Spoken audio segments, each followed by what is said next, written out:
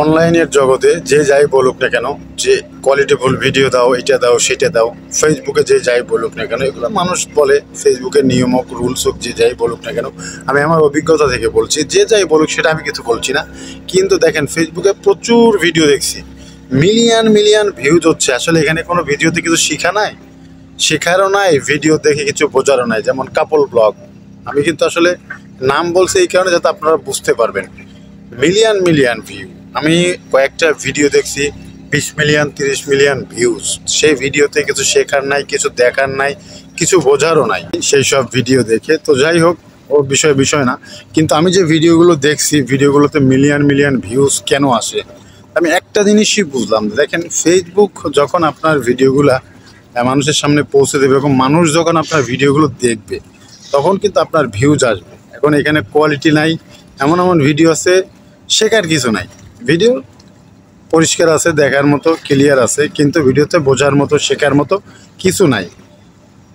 সেই সব ভিডিওতে কিন্তু মিলিয়ন মিলিয়ন ভিউজ থাকে। তো এই জন্য বলি, দেখেন কোয়ালিটিফুল ভিডিও বা ভালো টপিক এগুলো নিয়ে কোনো বিষয় না। বিষয়টা হচ্ছে আপনি ভিডিও করে যান, আপনার যেটা আপনার নিয়মিত মানে প্রয়োজনে আপনি পারেন, যেটা আপনার জন্য সুবিধা হয়, সেটা যে কোনো টপিক, যে কোনো ভিডিও হতে পারে। বন্ধুরা, আমি দেখছি সবচেয়ে মিক্সড টপিক নিয়ে যারা কাজ করে তারাই কিন্তু ফেসবুকে বেশি দূর এগিয়ে আছে। তো এই জন্য বলবো, ফেসবুকে কাজ করতে গেলে কোনো কোয়ালিটিফুল ভিডিওর কোনো কিছু প্রয়োজন নেই। আপনি আপনার মতো করে কাজ করে যান, ইনশাআল্লাহ দেখবেন আপনার সফলতা কেউ কিন্তু ঠেকাতে পারবে না।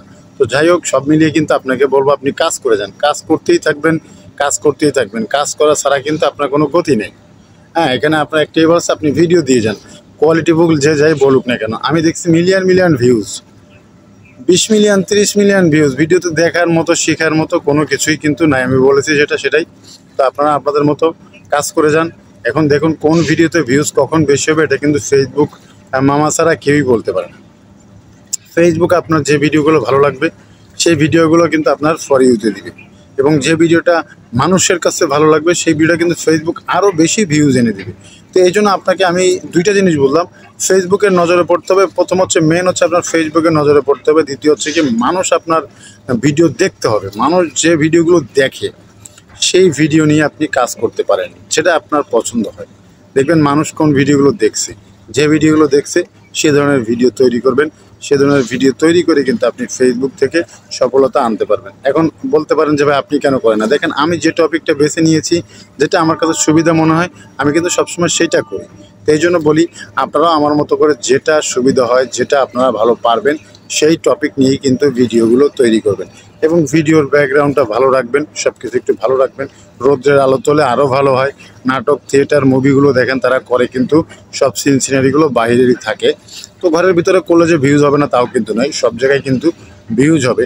আশা করি বিষয়টা বুঝতে পেরেছেন। ধন্যবাদ সবাইকে।